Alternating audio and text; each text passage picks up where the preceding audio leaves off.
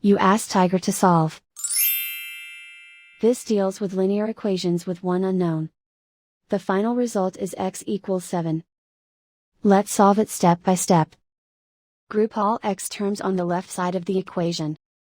Subtract x from both sides. Group like terms. Simplify the arithmetic. Group like terms.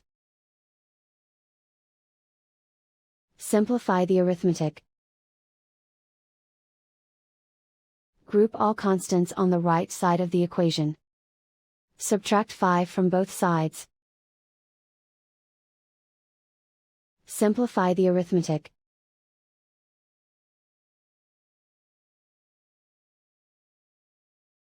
Isolate the x. Divide both sides by 3. Simplify the fraction. Find the greatest common factor of the numerator and denominator. Factor out and cancel the greatest common factor. And so the final result is x equals 7.